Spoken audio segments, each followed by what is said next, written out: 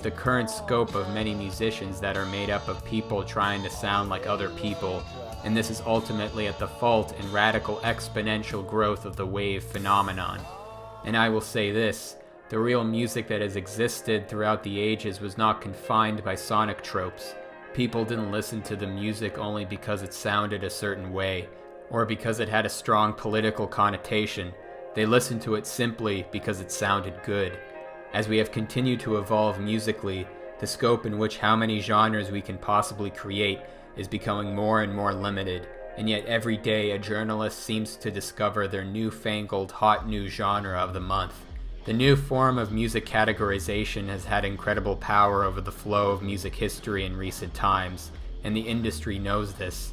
For one of the few ways to get noticed in this world is by having a good PR campaign, or by simply being lucky with a certain hit song that blows up on the internet for a few months.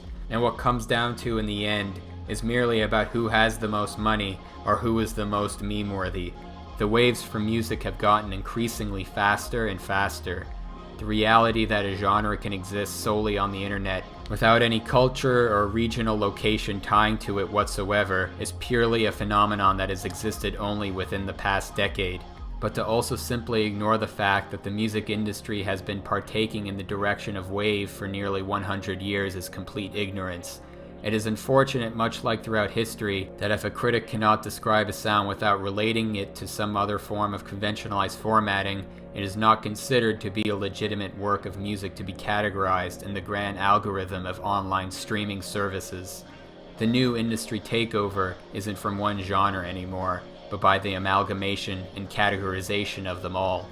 Much like the issues relating to European music between the Renaissance and the Industrial Revolution, artists are no longer liberated in terms of being able to express themselves in a way that can be marketed properly. Spotify playlists with names like Chill Vibes or Piano with Reverb are the new forms of categorization.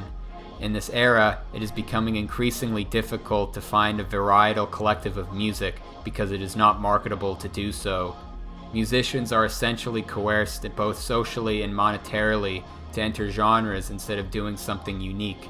Ask yourself this, when you go on YouTube and, let's say for instance, listen to lo-fi beats for homework or 24 hours in Japan chillwave trap beats, are you really paying attention to the individual artists to find new, interesting music?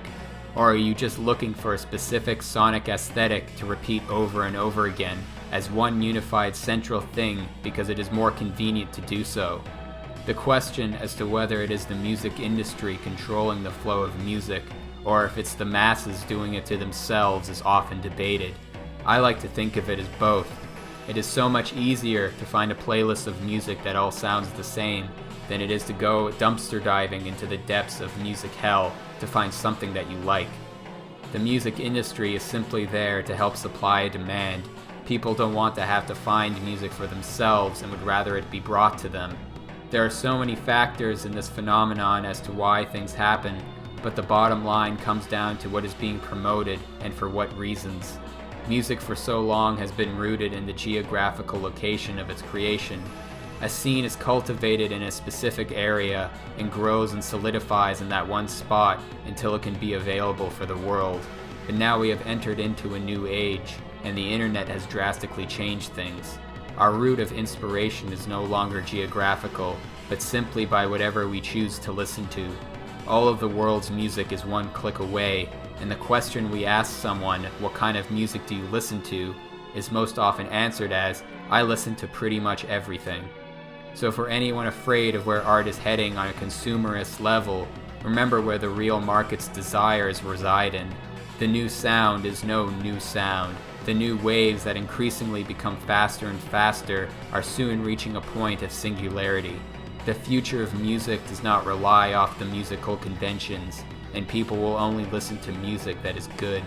For only the true timeless artists will never be confined to one specific genre, for they are the artists that don't make music from a specific city, but they make it from this earth, from their heart, and from the spirit of God. Waves were made to crash and die, but in the end, it is the vaporous soul of the unique that drifts on forever.